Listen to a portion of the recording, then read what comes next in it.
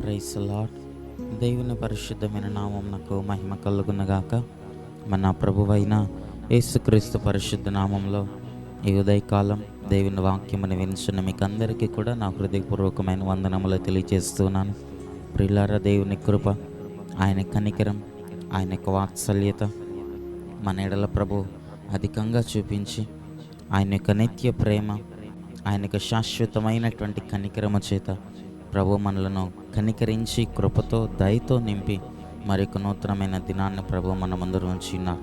గడిచిన దినమంతా ఆయన రెక్కల చాటున మనకు ఆశ్రయమును కలుగు చేసి, ఆయన రెక్కల నీడను మనకు క్షేమమును నెమ్మదిని ప్రభు మనకు దయచేసి ఈ నూతన దినములో కూడా, ఈ దినమందు కూడా దేవుని కృపను మనం పొందినట్లు, దేవుని కృపను, దేవుని ప్రేమను మనం రుచి చూచి మనం తెలుసుకున్నట్లు ప్రేమతో ప్రభు మనకి దినాన్ని ఇచ్చిన కాబట్టి దేవుడు మనకిచ్చిన కృప కొరకు, ఆయన కనికరము కొరకు, ఆయన వాత్సల్యత కొరకై ఒకసారి ప్రతి ఒక్కరి చేతులైతే దేవునికి స్తోత్రాలు చెల్లిద్దాం.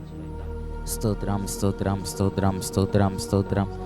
ఈ దినమంతా కూడా దేవునికి కృతజ్ఞులముగా జీవించే భాగ్యం ప్రభు ఇచ్చినట్లుగా దేవునికి స్తోత్రాలు చెల్లిద్దాం. స్తోత్రం స్తోత్రం స్తోత్రం స్తోత్రం స్తోత్రం స్తోత్రం స్తోత్రం స్తోత్రం. ఆమేన్. మంచిది. కొద్ది నిమిషాలు దేవుని యొక్క వాక్యమును మనం ధ్యానించుకుందాం.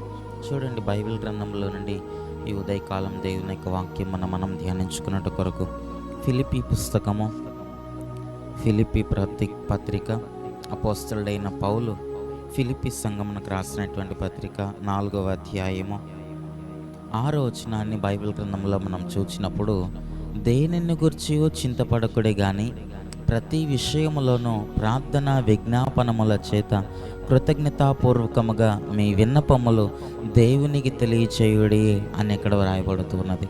దేవుని నామానికి మహిమ కలుగునగాక. హల్లెలూయా. ప్రియులారా, దైవజనుడైనటువంటి పౌలు, అపోస్తలుడైనటువంటి పౌలు మాట్లాడుతున్నటువంటి ఆ మాటలను మనం గమనించినప్పుడు భక్తుడు అంటున్నాడు కదా, మీరు దేనిని గురించి కూడా మీరు చింతపడవద్దు, దేనిని గురించి కూడా మీరు చింతపడకూడదు. కానీ ప్రతి విషయమును గురించి, మీకు ఏ విషయం అయితే మీకు ఇబ్బందికరంగా ఉన్నదో, ఏ విషయంలో మీరు బలహీనముగా ఉన్నారో, ఏ శోధన అయితే మీకున్నదో, ఏ శ్రమ అయితే మీకున్నదో, ఆ ప్రతి విషయమును గురించి ప్రార్థన విజ్ఞాపనముల చేత కృతజ్ఞతాపూర్వకముగా మీ విన్నపములను మీ దేవునికి తెలియచేయండి. ఆయన మీకు ఆదరణనిచ్చును, ఆయన మీకు క్షేమమునిచ్చును, ఆయన మీకు సమాధానమును కలుగు చేయనని దైవజనుడు మాట్లాడుచున్నట్లుగా మనం లేఖన భాగంలో చూస్తున్నాం. నామానికి మహిమ కలుగునగాక. హల్లెలూయా. దేనిని గురించి మనము చింతపడక దేవుని దగ్గర ప్రార్థన విజ్ఞాపనముల చేత కృతజ్ఞతాపూర్వకముగా దేవునికి మనము తెలియచేయాలట. అప్పుడు దేవుడు తన కృపలో, ఆయన కనికరములో, ఆయన నిత్యమైన వాత్సల్యతను ప్రభు మన ఎడల చూపించి, ఆయన నిత్యమైనటువంటి దయా సంకల్పము చొప్పున, దయా కిరీటము చొప్పున, ఆయన యొక్క కనికరము చొప్పున ప్రభు మన ఎడల తన దయను చూపించి ప్రతి అవసరతను తీర్చు అనేగా కనబడుతున్నాడు, ప్రతి కొరతను తీర్చు అనేగా కనబడుతున్నాడు.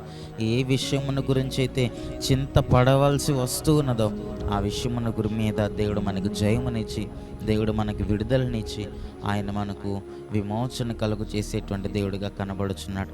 కాబట్టి చింతపడనవసరం లేదట ఏ విషయమున గురించి కూడా.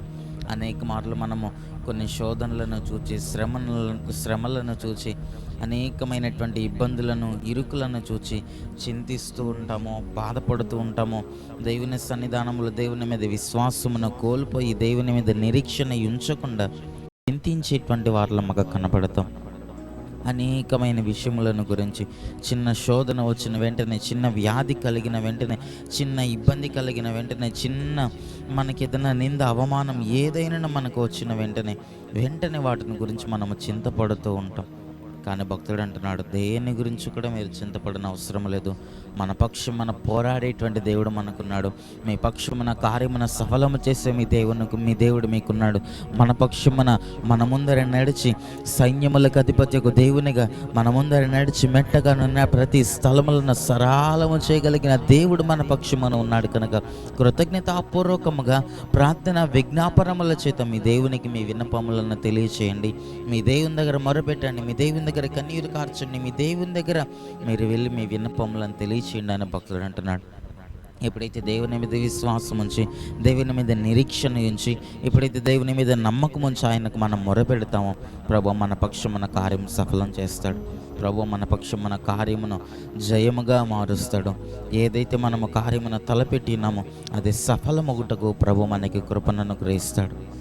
కాబట్టి చివరి దినాల్లో చింతించేటువంటి వారముగా మనం ఉండగా, దేవుని యందు నమ్మిక ఉంచి, దేవుని యందు విశ్వాసం ఉంచి, ఆయన కృప మీద మనం ఆధారపడి, ఆయన శక్తి మీద మనం ఆధారపడినప్పుడు ప్రభు మన ఎడల మన కార్యములను సఫలపరచి తన నిత్య రాకడ కొరకు మనలను సిద్ధపరచుట కొరకు ఆయన మహిమను, ఆయన బలమును మన ఎదుట ప్రభు కనపరుస్తాడు.